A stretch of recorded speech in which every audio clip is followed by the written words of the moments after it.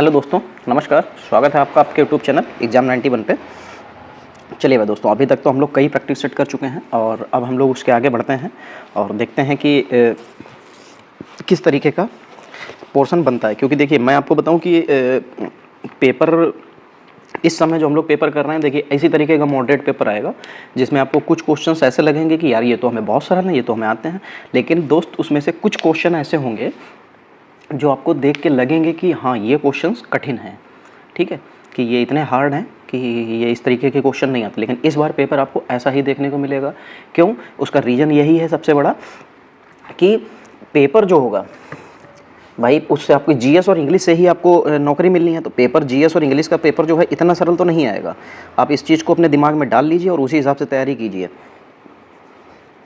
जैसा previous paper आता था, इस बार ऐसा पेपर बिल्कुल भी आपको देखने को नहीं मिलेगा कि आप ये सोच लें कि हाँ, अरे पेपर में जो है स्टैटिक जीके से पूछ लिए जाएंगे क्वेश्चन और नॉर्मल से क्वेश्चन पूछ लिए जाएंगे कि किस अनुच्छेद में क्या आता है। ये इस तरीके के क्वेश्चन नहीं होंगे दोस्तों। चलिए क्वेश्चन स्टार्ट करते हैं। दोस्तों देखिए, वीडियो को आप लोग लाइक नहीं कर रहे हैं, वीडियो को लाइक ज़रूर कर दिया करें, वीडियो को शेयर कर दिया करें और साथ ही जो भी नए लोग दोस्त जुड़ते हैं सभी लोग चैनल को सब्सक्राइब जरूर कर लिया करें। इसी तरीके से जो है और हम लोग आपके लिए वीडियो लाते रहेंगे। और हाँ, आपको अभी एक 10 बजे आज जो है करंट के क्वेश्चंस दिए गए हैं। करंट का एक वीडियो डाला गया है, जिस करंट के वीडियो में आपको वो सारे क्वेश्चंस देखने को मिलेंगे जो कि अभी 2023 में जनवरी से लेकर अप्रैल तक जितने भी पेपर हुए हैं, चाहे वो पीसीएसजे का हो, चाहे किसी भी चीज़ का पेपर हो, वो आपको देखने को मिलेंगे। उसमें जितने भी करंट के क्वेश्चन थे वो सारे के सारे मैंने उसमें प्रोवाइड किए हैं। आप लोग देखिए, आपको वो क्वेश्चन फंसेंगे। चलिए अब हम लोग क्लास को स्टार्ट करते हैं। यहाँ से देखते हैं कि पहला पार्ट है इंग्लिश का। उसमें देखिए क्या लिखा हुआ है। In the following question some part of the sentence में have error, find out which part of the sentence has an error and select the appropriate option. If a sentence is free from the error, select no error. Not only her husband but even her father also find her selfish. अच्छा देखिए, लिखा है not only her husband but even her father also find her selfish. देखो, जब यहाँ पे ये not only but also say जब कोई सेंटेंस जुड़ा होता है तो उसके बाद की जो वर्ब आती है वो प्लूरल नहीं आती है, सिंगुलर आती है। तो यहाँ पे देखिए, आल्सो पे लगा रहे हैं, तो यहाँ पे ये जो आपकी प्लूरल वर्ब लिखी हुई है ये प्लूरल नहीं आके सिंगुलर आएगी। तो यहाँ पे फाइंड की जगह पे क्या हो जाएगा?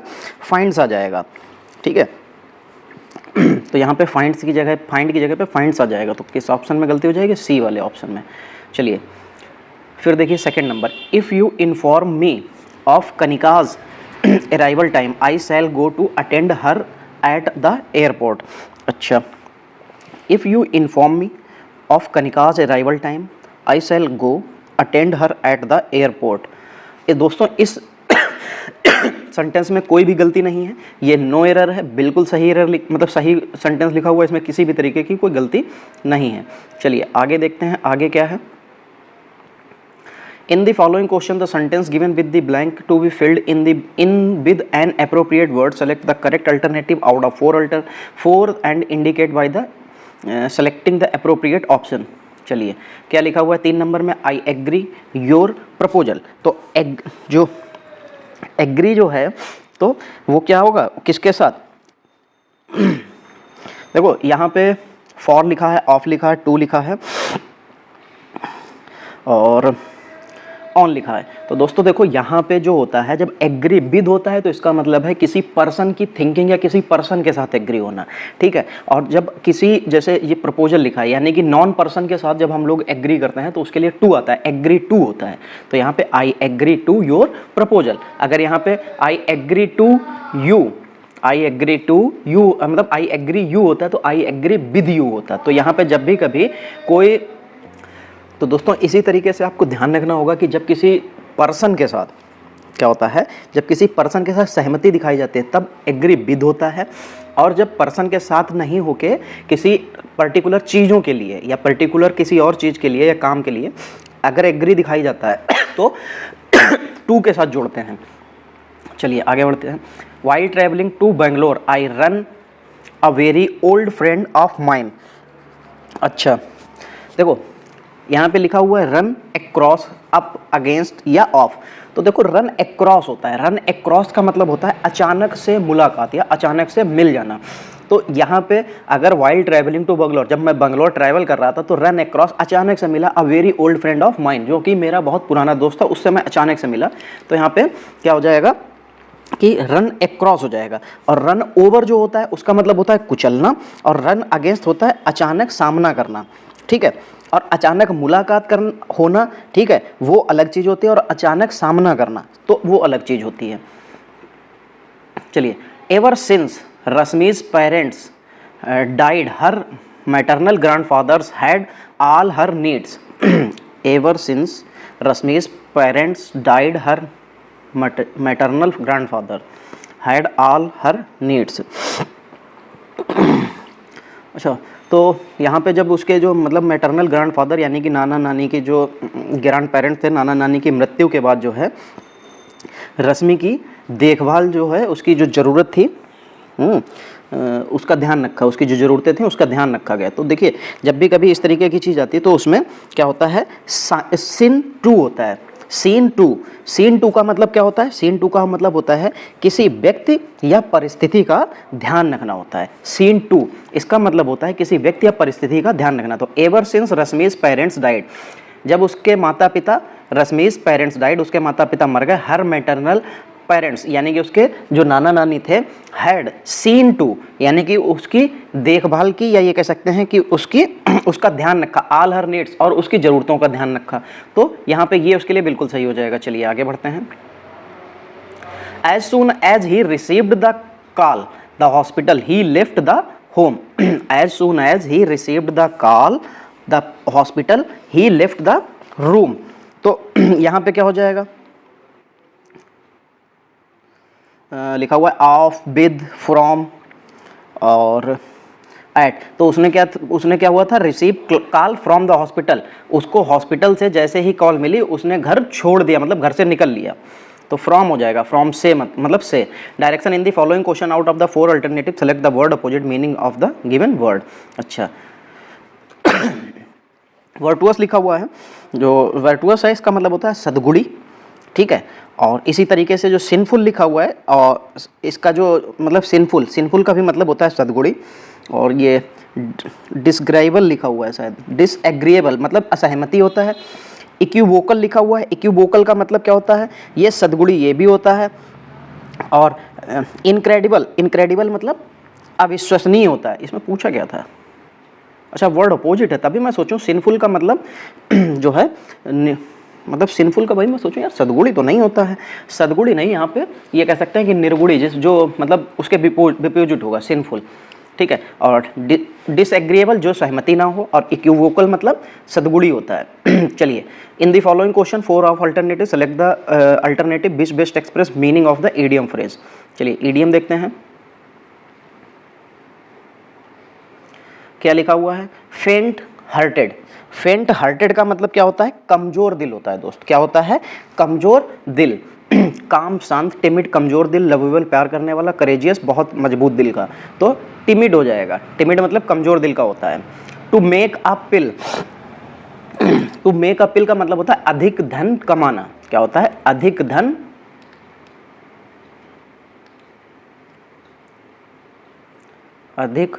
धन कमाना, ठीक है। To keep at a distance, इसका कोई धन से मतलब ही नहीं है। मेक लॉट ऑफ मनी, तो अधिक धन कमाना, मेक लॉट ऑफ मनी हो जाएगा। चलिए, direction improve the bracketed part of sentence, she doesn't hesitate to do whatever her husband does. अच्छा, तो शी डजंट हेजिटेट वो मतलब बिल्कुल भी झिझकती नहीं है, टू डू करने में, वॉट एवर हर हस्बैंड जो कि उसका हस्बैंड करता है। तो यहाँ पे डजंट लिखा हुआ है, और लिखा हुआ है कि जो डज का पोर्शन है उसको चेंज करना है या नहीं। डज के पोर्शन में वुड होगा कि डिड होगा या शैल डू होगा। तो दोस्तों यहाँ पे कोई चेंज नहीं होगा, यहाँ पे ये डज नॉट बिल्कुल सही लिखा हुआ है। चलिए, the teacher was angry with Rahul as he had not done the homework. The teacher was angry with Rahul. अच्छा, तो अभी मैंने आपको बताया था एग्री था, तब विद किसी पर्सन के लिए विद आता है, और अगर कोई चीज या वस्तु होती तो उसके लिए टू आता। तो यहाँ पे एंग्री है, एंग्री के लिए भी विद यहाँ पे बिल्कुल सही लिखा हुआ है कि the teacher was angry with Rahul, क्योंकि राहुल एक इंसान है, एक व्यक्ति है, तो व्यक्ति के लिए विद का प्रयोग किया जा सकता है। The teacher was angry with Rahul as he not done the homework. तो यहाँ पे ये विद बिल्कुल सही लिखा हुआ है, यानी कि इसमें कोई गलती नहीं है। चलिए नो इम्प्रूवमेंट हो जाएगा यहाँ पे। ये लीजिए नो इम्प्रूवमेंट हो गया। चलिए the boss has instructed all of us to finish the project by tomorrow. The boss has instruct all of us to finish the project by tomorrow. Isn't it लिखा हुआ है कि इसमें पूछा जा रहा है कि क्या चेंज होगा।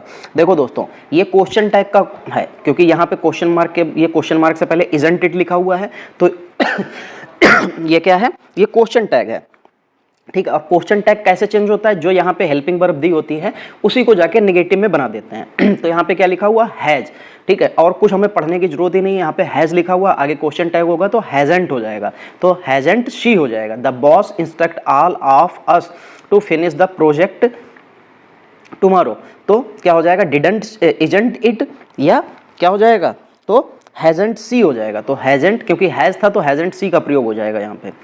चलिए डायरेक्शन 13 से 14, in the following question out of 4 alternative select the alternative which is the best substitute of the phrase to make evasive और मिसलीडिंग स्टेटमेंट। अच्छा क्या होता है, टू मेक इवेसिव और मिसलीडिंग स्टेटमेंट का मतलब होता है, ये था क्या यार, वन वर्ड है, वन वर्ड लग रहा है ये तो। Best substitute of the phrase, phrase क्यों लिख रहे हैं, in the following the question out of 4 alternative select alternate which is the best substitute of the phrase, phrase लिख रहे हैं, हाँ फ्रेज, चलिए कोई नहीं, फ्रेज भी हो कह सकते हैं। ठीक है, चलिए टू मेक इवेसिव और मिसलीडिंग स्टेटमेंट, मतलब आपको कुछ ऐसी बात कहना जिससे आप भटक जाओ, तो ये क्या कहलाता है, तो दोस्तों ये कहलाता है प्रीवेरिकेट। प्रीवेरिकेट इसका मतलब होता है छल कपट, ये मैंने अभी जल्दी रिसेंटली किसी पेपर में कराया था। प्रीवेरिकेट इसका मतलब होता है छल कपट। चलिए 14 नंबर देखिए, the practice of taking exorbitant और एक्सेसिव इंटरेस्ट। एक्सेसिव का मतलब होता है एक के बाद आने वाला, एक के बाद एक आने वाला, एक्सेसिव मतलब, ठीक है। तो ये क्या होता है, the practice of taking exorbitant और excessive interest of the on the money.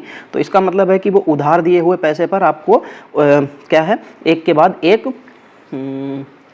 क्या कह सकते हैं कि एक के बाद एक उसके ऊपर आपको जो है ब्याज लगा रहा है, तो वो क्या कहलाता है, वो उधार देने वाला इंसान होगा, जो आपके ऊपर उसके ऊपर पैसा मतलब जो कह सकते हैं कि आपको जो पैसा देता है और उसके ऊपर एक के बाद मतलब सक्सेसिव या एक्सेसिव इंटरेस्ट लगाता है, तो वो क्या कहलाता है, उधार देने वाला होता है। तो उधार देने वाले को कहते हैं यूसरू, यूसूरी, यूसूरी, यूसूरी ये सेकंड वाला, तो इसको उधार देने वाला कहते हैं।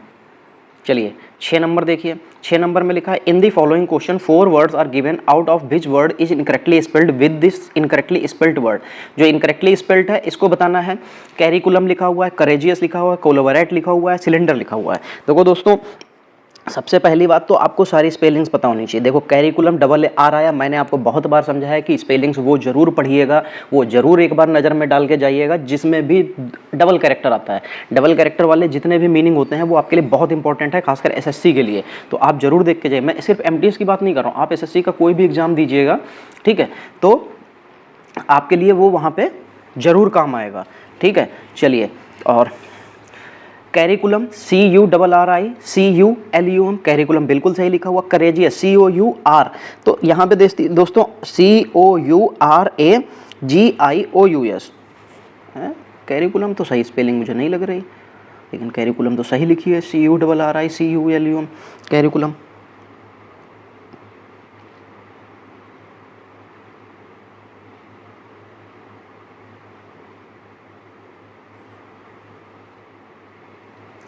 करेजियस COURAGIOUS,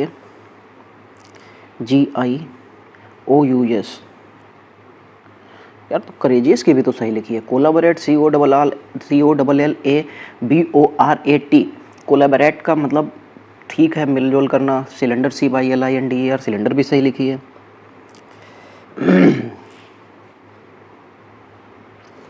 एक सेकंड रुकिए, मैं देखता हूँ, इसको चेक करता हूँ। कैरिकुलम तो बिल्कुल सही लिखी है, वो करेजियस भी सही लिखी है, कोलैबोरेट, सिलेंडर। दोस्तों देखिए करेजियस में जो लिखा हुआ है ये स्पेलिंग गलत लिखी हुई है, क्या गलत है वो अब मैं आपको बताता हूँ। देखिए मुझे याद नहीं आ रहा था, अचानक से दिमाग में आई ही चल रहा था, क्योंकि बार बार यहाँ पे आई देख रहे हैं। देखिए यहाँ पे आई नहीं होता है, यहाँ पे ई होता है, COURAGEOUS होता है करेजियस। करेजियस मतलब साहसी साहस होता है या साहसी, ठीक है, साहसी होता है। तो करेजियस यहाँ पे गलत हो जाएगी, बाकी आपको सारी की सारी सही लिखी हैं। फिर एडवर्टाइज लिखी है, एडिक्शन लिखा हुआ है, एनिवर्सरी लिखा हुआ है और अमेच्योर लिखा हुआ है। तो फिर आपको देखिए एनिवर्सरी ANN आया ना, जितने भी डबल कैरेक्टर वाले होते हैं जरूर याद रखिए। एडिक्शन ADDICITION, एडिक्शन देखिए डबल कैरेक्टर। तो जितने भी डबल अल्फ़ाबेट आते हैं आपको जरूर देखने चाहिए, क्योंकि डबल अल्फ़ाबेट से आपको बहुत फ़ायदा होगा। आपको पेपर में फंसेंगे, बट आप अगर यहाँ से चूक जाते हैं दोस्तों तो फिर देखिए आपका नुकसान हो जाएगा इसमें। इसीलिए मैं कहता हूँ कि इनको मत चूकिए, इनसे आप बिल्कुल बने रहिए। चलिए एनिवर्सरी की स्पेलिंग क्या होती है? ANNIVERSARY। तो SORY नहीं होता, SARY होता है, ANNIVERSARY एनिवर्सरी। एनिवर्सरी का मतलब क्या होता है?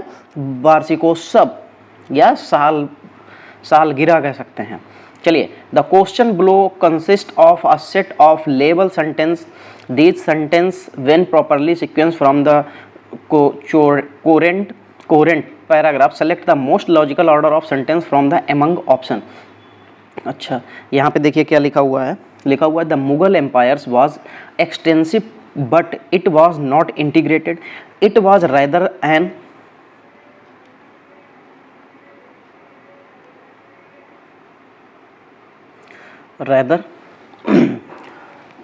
agglomeration of territories bound together by a common administration and common ties to the imperial authority. The strong hand of the emperor held the country together, compiles obedience from the nobles who governed the province, but these nobles felt no sense of national loyalty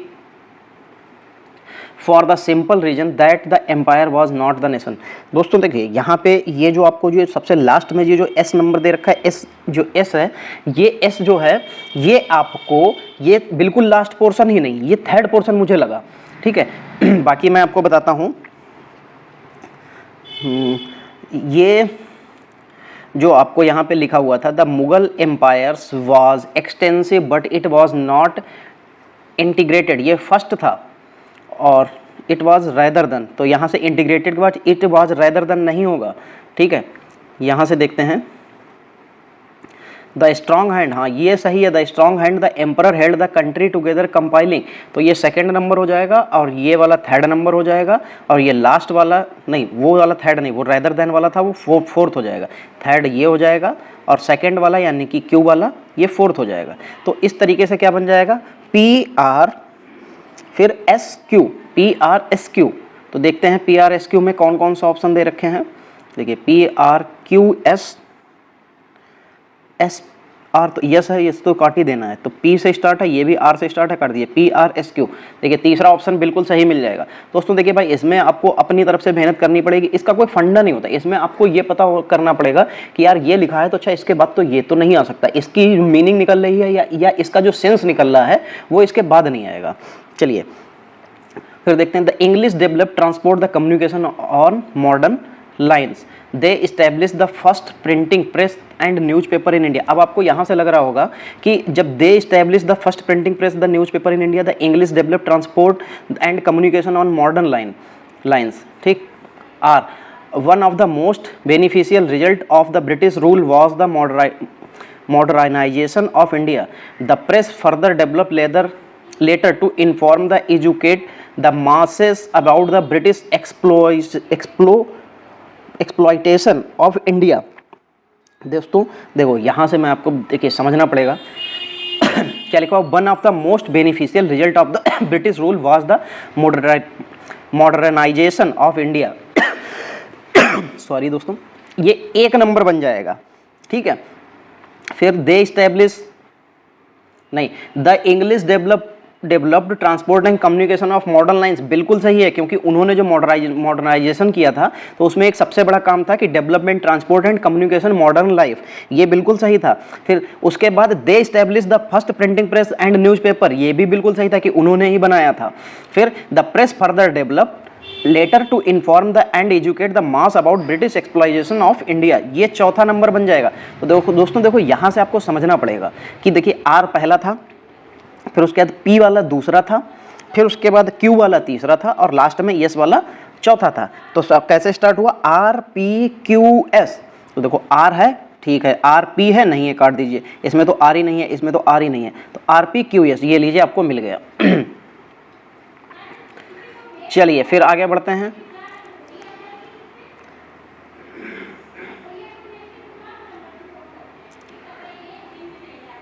यार इसको थोड़ा छोटा कर लो, हाँ ऐसे लिखा हुआ, it is said that the great poet Tulsidas composed it under divine inspiration. The Ramayan is the book of great social importance. It is full of devotional song beside tenets of social wisdom, और people read it and worship it. तो दोस्तों देखो ये आपको किस तरीके से मिल जाएगा, देखो यहाँ पे लिखा है, it is said that the great poet Tulsidas composed it under divine inspiration. ये एक बार अभी पहले भी आ चुका है, यहाँ पे ये पहला ऑप्शन मतलब पी जो है वो पहला ही है। The Ramayan is book of great social importance, दूसरा बिल्कुल सही है। It is full of devotional song tents of social wisdom, बिल्कुल सही है। People read it and worship it, अभी ये जल्दी में ही शायद कल ही परसों वाले में ये था, तो पी क्यू आर एस ये आपको पहले मिल जाएगा। ये देखिए मैंने बताया ना, ये अभी पिछला ही अभी कुछ दिन में पहले ही पूछा गया। चलिए फिर देखिए वही आ गया, Kohli along with Deepika and Ranbir had let the accent of mile millennials to the top of the ranking for the first time a female sportsman. ये सबसे लास्ट था, क्या था ये, सबसे लास्ट था, बिल्कुल। ये उस दिन भी मैंने आपको कुछ बताया था यहाँ पे कि ये शायद सबसे लास्ट था, कि ये सबसे पहला कुछ ऐसे ही था। चलिए देखते हैं फिर से, for the first time a female, एक second, Kohli along with Deepika, अच्छा ठीक है।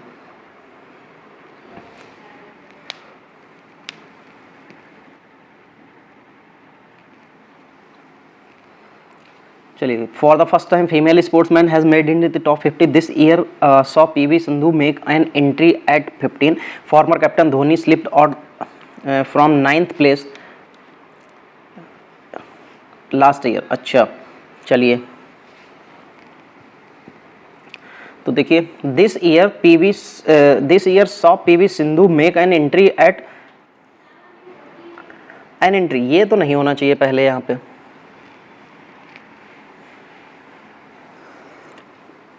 ये होना चाहिए था Kohli along with Deepika and Ranbir had let the ancient milestone on off the top ranking this year PV saw Sindhu, हाँ पहला ये होना चाहिए, ठीक है।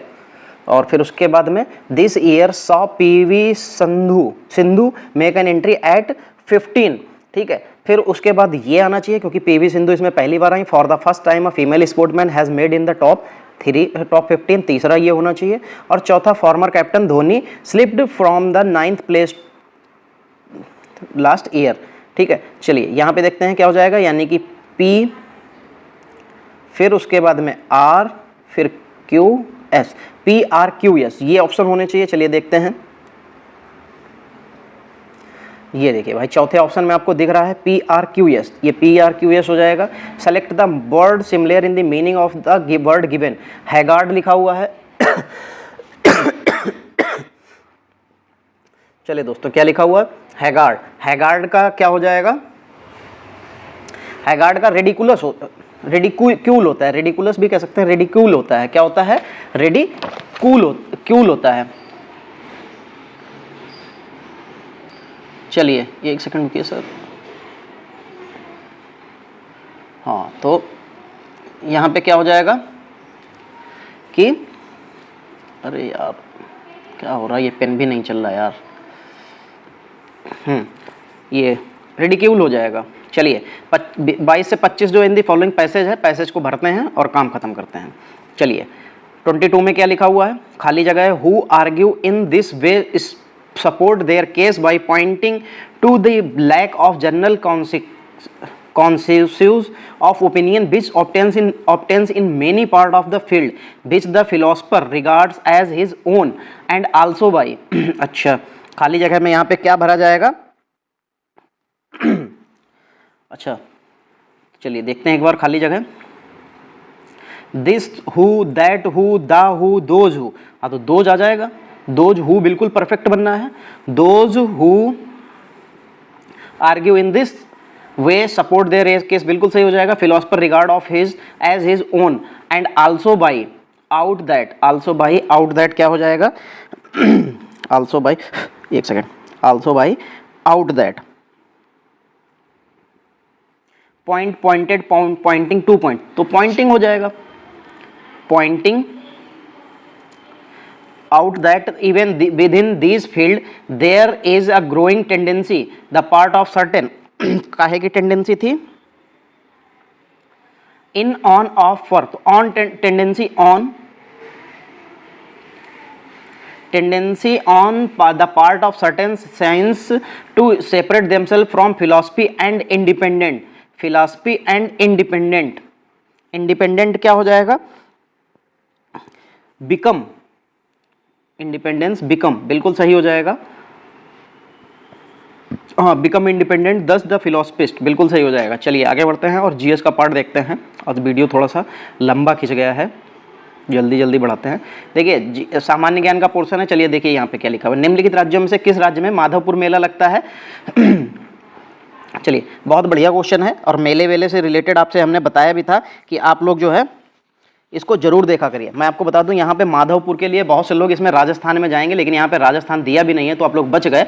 चलिए ये गुजरात में लगता है, कहाँ लगता है दोस्तों, ये गुजरात में लगता है और ये रामनवमी के उपलक्ष्य में लगाया जाता है, ठीक है। ये रामनवमी पर शुरू होने वाला एक मेला है, सांस्कृतिक मेला। चलिए लेट्स किल गांधी पुस्तक के लेखक कौन है। हाँ दोस्तों मैं आपको एक चीज़ बता दूं, मैंने कुछ पुरानी इंपॉर्टेंट बुक्स जो हैं उनके लिए एक वीडियो बनाया हुआ है, वो आपको जल्दी ही मिल जाएगा, ठीक है। उसमें आज तक एसएससी में जो भी क्वेश्चंस जो मतलब आपके जो मिडिवल हिस्ट्री थी और मिडिवल और ये कह सकते हैं कि मॉडर्न हिस्ट्री, मिडिवल भी नहीं मॉडर्न हिस्ट्री में जितनी भी बुक्स लिखी गई थी, जो अंग्रेजों के शासनकाल में जितनी भी बुक्स लिखी गई थी, जिसने भी लिखी थी, वो सारी की सारी बुक्स मैं आपको एक ही वीडियो में प्रोवाइड करा दूंगा। वहां से आपका एक भी क्वेश्चन बाहर नहीं जाएगा, चाहे एसएससी हो, चाहे आप यूपी ट्रिपल का कोई एग्जाम दीजिएगा, आप कहीं से भी जीएस आने वाला पोर्शन दीजिएगा, आपको वो क्वेश्चन जरूर मिलेगा। चलिए लेट्स किल गांधी पुस्तक के लेखक कौन है, तो तुषार गांधी थे। कौन, तुषार गांधी ने ये पुस्तक लिखी थी। ये महात्मा गांधी के परपोते थे, उन्होंने ही जो है उनके ऊपर लिखी थी। चलिए नौटंकी किस राज्य का लोक नृत्य है, तो दोस्तों जो नौटंकी राज्य है, नौटंकी तो यूपी में होती है, और अगर इसमें यूपी नहीं दे रखी है तो फिर हमको फिर राजस्थान की तरफ जाना पड़ेगा। लेकिन मूल रूप से ये कहाँ की है, ये उत्तर प्रदेश की नौटंकी कहाँ की है, उत्तर प्रदेश की। तमाशा कहाँ का है, महाराष्ट्र का है। बाकी अगर आपको यहाँ पे यूपी नहीं दे रखी है तो राजस्थान में भी नौटंकी होती है, तो आप राजस्थान की तरफ जा सकते हैं। चलिए थॉमस कप किस खेल से जुड़ा हुआ है चलिए थॉमस कप जो है किससे होता है, किसमें होता है, ये बैडमिंटन में होता है। चलिए यूगोस्लाविया की राजधानी कहाँ है, तो जो यूगोस्लाविया है वो बेलग्रेड की राजधानी है, इसकी राजधानी बेलग्रेड में है। चलिए निम्नलिखित शहरों में से किस शहर के निकट पालीताना मंदिर है, तो किसमें पालीताना मंदिर है, तो ये भावनगर शहर पड़ेगा गुजरात में। ये वहां पे जो है पालीताना मंदिर है, ये जैन से रिलेटेड मंदिर है।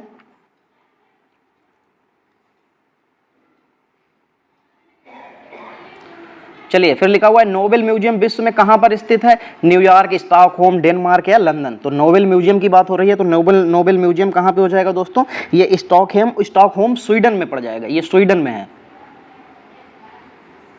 कहाँ पे है दोस्तों, ये स्वीडन में पड़ेगा, स्टॉकहोम जो है स्वीडन में पड़ता है। और ये जो है नोबेल जो पुरस्कार मतलब सॉरी जो नोबेल ये म्यूजियम दे रखा है ये वहीं बना हुआ है। इसमें जो है ये संग्रहालय जो है नोबेल जो नोबेल पुरस्कार जो विजेता होते हैं ये उन्हीं के इतिहास के बारे में बताया गया है। चलिए, विश्व के गौरैया की घटती जनसंख्या के मतलब घटती संख्या के प्रति लोगों का ध्यान आकर्षित करने के उद्देश्य से विश्व गौरैया दिवस कब मनाया जाता है? तो विश्व गौरैया दिवस कब मनाया जाता है दोस्तों? ये 22 मार्च को मनाया जाता है। 22 नहीं 20 मार्च को होना चाहिए, हाँ 20 मार्च को मनाया जाता है।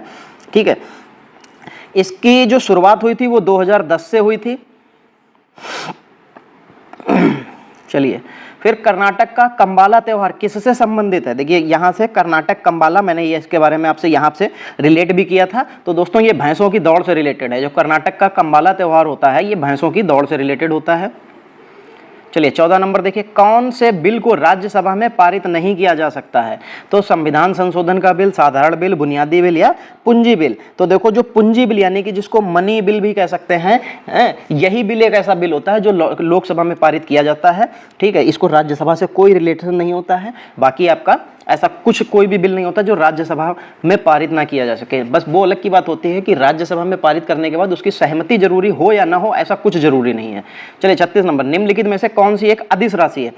लक्ष्मी, आप यहाँ पे ये देखेंगे कि देखिए आज के क्वेश्चन आपको ऐसे मिलेंगे कि जिसके बारे में आपने बहुत कुछ पढ़ा होगा। अगर आपने मेरे कुछ वीडियोस पहले के देखे होंगे, लाइक जैसे कि आपका यही वाला, जैसे आपके कोई त्यौहार फंक्शन ये जो मैंने पढ़ाया है, या करंट के जो क्वेश्चन मैंने दिए हैं, आप देखेंगे कि वहाँ से भी आपको क्वेश्चन फंसे हैं। आपको आज करंट जो इसमें जीएस का पोर्शन है ये भी आपको बहुत अच्छा लगेगा। इसमें आज के टाइम में आज मैंने जो क्वेश्चन आपको प्रोवाइड कराए हैं वो ऐसे, मैंने क्या प्रोवाइड कराए हैं ये देखिए, प्रैक्टिस सेट है। इसमें आपको उसी तरीके के क्वेश्चन भी मिलते हैं जैसा कि आपके पेपर में आने हैं। तो कभी आपको ईजी मॉडरेट मिलेगा, कभी आपको मॉडरेट टू हार्ड मिलता है। तो आज इजी टू मॉडरेट है। आज इंग्लिश भी बहुत अच्छी थी, आज का जीएस का पोर्शन भी सरल है।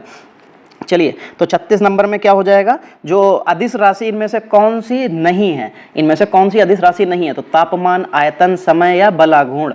तो बलाघूर्ण जो होता है ये जो है आपकी अदिश राशि नहीं है। अदिश राशियों में क्या होता है, जो जिसमें आपको परिमाण और दिशा दोनों की जरूरत नहीं होती है, या कह सकते हैं कि दोनों होते ही नहीं है। लेकिन सदिश राशियों में क्या होता है, सदिश राशियों में आपको परिमाण और दिशा दोनों की जरूरत होती है। ठीक है, और ये जो बलाघूर्ण है, ये बलाघूर्ण क्या है? ये एक सदिश राशि है। क्या है? ये सदिश राशि है। इसमें आपको परिमाण और दिशा दोनों की जरूरत पड़ेगी। हाल ही में कहाँ फीफा अंडर 17 महिला विश्व कप शुरू हुआ है। मैंने जो आपको करंट के 50 क्वेश्चंस दिए थे, आप जाके 50 क्वेश्चंस के नाम से आप देखिएगा जाके मेरे चैनल पे, तो आपको वहाँ पे 2 वीडियो मिलेंगे, एक में 25 क्वेश्चन, एक में 25 क्वेश्चन। आपको ये देखिए ये क्वेश्चन वहीं से आया हुआ है, उन 50 क्वेश्चन में से मैंने ये करा रखा है। तो देखिए मैंने जो करंट के क्वेश्चन आपको कराए हैं या जो मैं करंट के वीडियो दूंगा, आपको एक भी ऐसा वीडियो नहीं होगा जिसमें फालतू के क्वेश्चन है। आपको सारे के सारे ऐसे क्वेश्चन मिलेंगे जो आपको कहीं ना कहीं आए हुए होंगे या आपको आने वाले आपके एग्जाम के लिए इंपॉर्टेंट होंगे। तो जो महिला विश्व कप था फीफा अंडर 17 का, ये इसकी जो शुरुआत हुई है वो कहां से हुई है? तो दोस्तों इसकी शुरुआत उड़ीसा से हुई।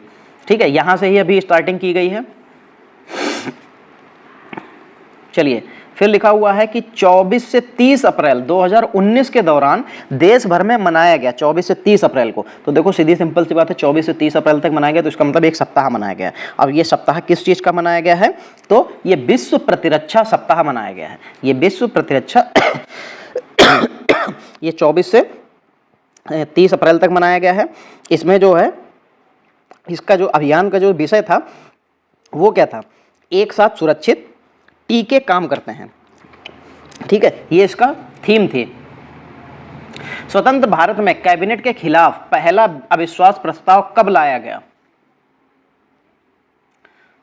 चलिए भाई देखिए, अविश्वास प्रस्ताव पहली बार कब लाया गया था कैबिनेट के खिलाफ?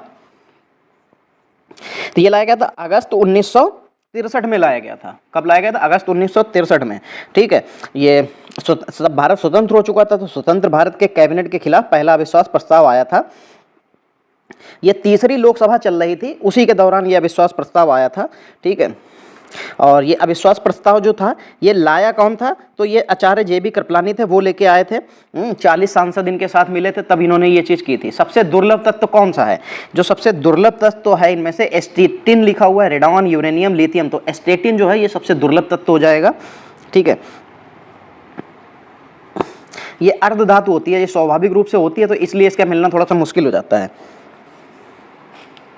और ये कह सकते हैं कि जिसका परिणाम जो होता है यूरेनियम और थोरियम इनके क्षय से प्राप्त होता है। निम्नलिखित में कौन सा कर भारत में प्रत्यक्ष कर नहीं है? अच्छा देखो, माल और सेवा कर, आयकर, न्यूनतम वैकल्पिक कर और निगम कर। देखो आयकर हम डायरेक्ट देते हैं, न्यूनतम वैकल्पिक कर ये भी, और निगम कर ये भी। तो उसने पूछा है प्रत्यक्ष कर नहीं, प्रत्यक्ष मतलब होता है डायरेक्ट टैक्स। तो माल और सेवा यानी कि हमने मान लीजिए 5 रुपए का कुरकुरे का पैकेट खरीदा, उस पर हमने 5 रुपए पे जरूर किए हैं, लेकिन उस 5 रुपए में भी हमने टैक्स दिया, तो वो हमें पता भी नहीं होता, वो इनडायरेक्ट टैक्स होता है। तो ये इनडायरेक्ट टैक्स हो जाएगा। छोटी आंत और बड़ी आंत के जंक्शन से जुड़ी थैली को क्या कहा जाता है? चलिए भाई बहुत बढ़िया। छोटी आंत और बड़ी आंत के जो जंक्शन से जुड़ी हुई थैली होती है इसको अंधनाल कहते हैं। क्या कहते हैं? अंधनाल। चलिए फिर, तनाख किस धर्म संप्रदाय का एक पवित्र ग्रंथ है? चलिए, जो तनाख है ये दोस्तों यहूदी से जुड़ा हुआ रिलेटेड धर्म, मतलब ये ग्रंथ है, ठीक है। और इसको तोराह तनाह या कह सकते हैं कि ये हिब्रू बाइबिल, इसको तोराह तनाख या हिब्रू बाइबिल भी कहा जाता है। चलिए, इनमें से कौन मुगल वंश का नहीं था? हुमायूं, अकबर, शेरशाह सूरी और कामरान मिर्जा। तो देखो जो शेरशाह सूरी है ये जो था ये सूर साम्राज्य का था, ये सूर साम्राज्य जो था उसके संस्थापक भी था, इसकी जिसकी राजधानी इसने दिल्ली बनाई थी। तो ये मुगल वंश का साम्राज्य का नहीं था, ठीक है। जो कामरान मिर्जा दे रखा है, बाबर जो है उसी का दूसरा ये पुत्र था, जैसे बाबर का बेटा हुमायूं था और एक दूसरा कामरान मिर्जा भी था, ठीक। तो ये भी कह सकते हैं कि जो कामरान मिर्जा था ये बाबर का पुत्र था, तो वो तो मुगल वंश का हो ही जाएगा। चलिए, यदि पृथ्वी के घूर्णन की गति बढ़ जाती है तो शरीर का वजन क्या होगा? जैसे आप झूले पे बैठे हैं या आप चरखी पे बैठ जाइए, अब क्या हो उसको इतनी तेज घुमाइए तो आपको अपने शरीर पर क्या महसूस होगा? क्या होगा कि ऐसा लगेगा कि हम बिल्कुल हैं ही नहीं, हमारा वजन शून्य हो गया है। तो आप बिल्कुल बाहर की तरफ फेंकने, क्योंकि जो चरखी पे बैठेंगे तो अगर आप पकड़े हुए नहीं हैं तो चरखी आपको बाहर की ओर फेंक देगी। वो इसीलिए क्योंकि आपका वजन क्या हो जाएगा? घट जाएगा, ठीक है। चलिए, गोवा राज्य का कुल क्षेत्रफल कितना है? ये इंपॉर्टेंट क्वेश्चन है। 3702 इसका क्षेत्रफल होता है। देखिए कहाँ पे लिखा हो, 2702, 4702, 3702। देखिए 3702 तीसरे नंबर पे लिखा हुआ है। तो गोवा राज्य का जो कुल क्षेत्रफल है 3702 है। मध्य प्रदेश कितने राज्यों के साथ अपनी सीमा साझा करता है? तो देखो जो मध्य प्रदेश है वो 5 राज्यों के साथ अपनी सीमा साझा करता है। कौन कौन से? उत्तर प्रदेश, छत्तीसगढ़, गुजरात और राजस्थान और महाराष्ट्र, ये उसके साथ लगते हैं 5 राज्य। चलिए, मध्य प्रदेश जो है भारत के साथ तो बहुत लंबी सीमा साझा करता है।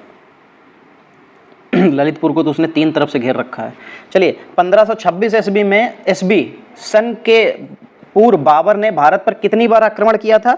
तो जो 1526 ईस्वी से पहले जो है बाबर ने भारत पर 5 बार आक्रमण किया था, ठीक है। और ये कौन था? ये मुगल वंश का संस्थापक था। लद्दाख के बीच स्थित है, किसके किसके किस किस मतलब पहाड़ियों के बीच स्थित है, ऐसे कह सकते हैं।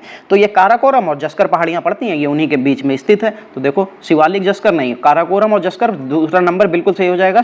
काराकोरम और शिवालिक जस्कर पर्वत इनके बीच में पड़ता है।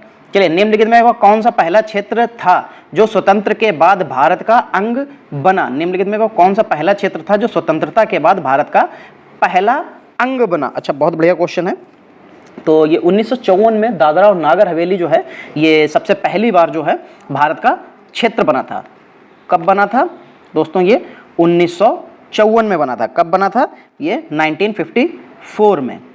ये पहली बार इंडिया का मतलब फ्रीडम, जो इंडिया आज़ाद हो चुका था उसके बाद ये उसका पहला जो है क्षेत्र बना था। चलिए दोस्तों, आज के 50 क्वेश्चंस तो देखिए कंप्लीट हो चुके हैं। और आज के जो 50 क्वेश्चंस हैं ये आपके लिए बहुत इंपॉर्टेंट है, क्योंकि ये पेपर, आज का पेपर बहुत अच्छा पेपर है। इसमें इंग्लिश का पोर्शन बहुत अच्छा है, इसमें जीएस और करंट का क्वेश्चन बहुत अच्छा है।